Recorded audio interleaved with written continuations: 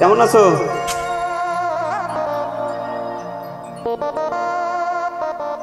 বসো বসো বসো।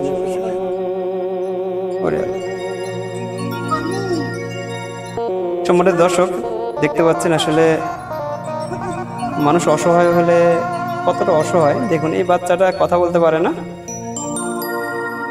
একটা মাছি তার মুখে পড়ছে, তার হাতে পড়ছে, সেটাকে সরাইতেও পারছে না। তো এটাই আসলে সবচেয়ে বড় কষ্ট। বাপ মায়ের জন্য যেমন কষ্ট, এই বাচ্চার জন্য তেমনি কষ্ট। এই বাচ্চাটা যদি আজ সুস্থ থাকতো তাহলে খেলে বেড়াইতো, ঘুরে বেড়াইতো, কিন্তু এখনো পরাধীন হয়ে আছে, অন্যের অধীনে হয়ে আছে। অন্য কেউ যদি ওকে পরিবর্তন করে দেয় তবে সে পরিবর্তন হতে পারে, এপাশ ওপাশ করতে পারে। যদি না করে দেয় তাহলে এইভাবেই শুয়ে থাকে। এটা যে কত বড় কষ্ট, যারা এই পর্যায়ে আছেন বা যাদের বাচ্চা আছে তারাই বুঝবেন বিষয়টা। আমরা এই ফ্যামিলিকে কিছু ঈদ বাজার তুলে দিব, আর দোয়া করি আল্লাহ তাআলা অসীম ক্ষমতার অধিকারী, আল্লাহ তাআলা চাইলে এই বাচ্চাকে সুস্থ করে দিতে পারেন।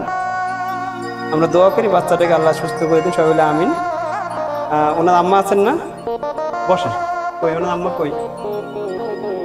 আচ্ছা বসেন বসেন, আপনি বসেন। আপনার কি হয়? আপনার নাতিন হয়। ওর বাবা মা কি করে?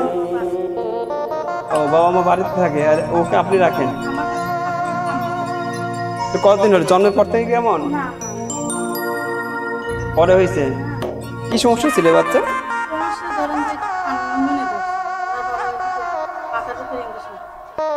হ্যাঁ, মানে ভুল চিকিৎসার ফলে এই অবস্থা ওর। আগে ভালো ছিল বাচ্চা।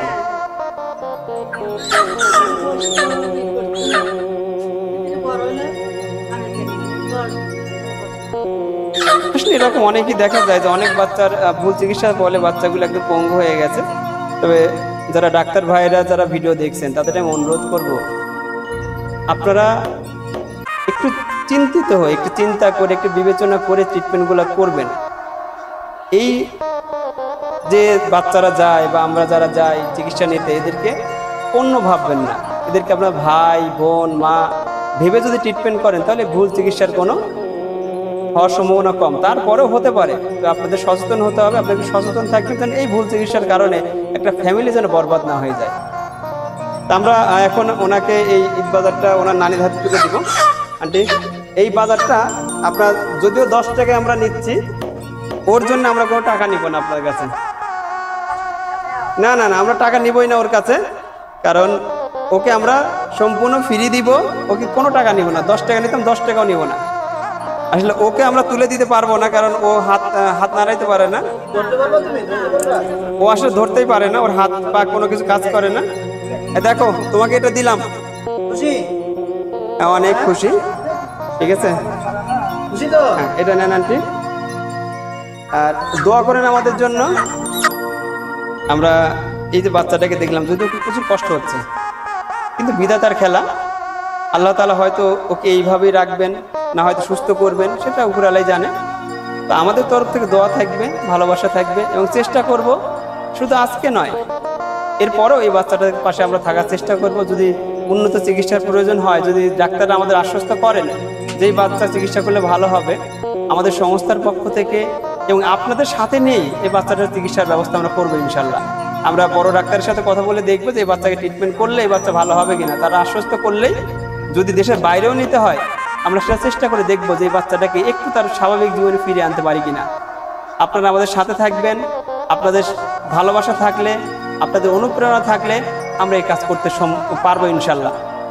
আপনারা আমাদের চ্যানেলটাকে সাবস্ক্রাইব করবেন এবং বেশি বেশি শেয়ার করবেন, যাতে এই যেসব মানুষগুলোর অনেক টাকা আছে, যারা বিত্তবান, তাদের নজরে যেন এই ভিডিওটা আসে এবং তারা যেন এই বাচ্চার প্রতি সদয় হয়ে কিছু অনুদান দিয়ে এই বাচ্চাটাকে সুস্থ করার জন্য চেষ্টা করেন। আপনারা যদি মনে করেন যে এই বাচ্চাকে আপনারা নিজে এসে দিবেন, অনুদান দিতে পারেন, আমাদের সাথে যোগাযোগ করলে আমরা নিয়ে আসবো এখানে। আর যদি মনে করেন যে আপনারা আমাদের মাধ্যমে দিবেন, সেটাও করতে পারেন।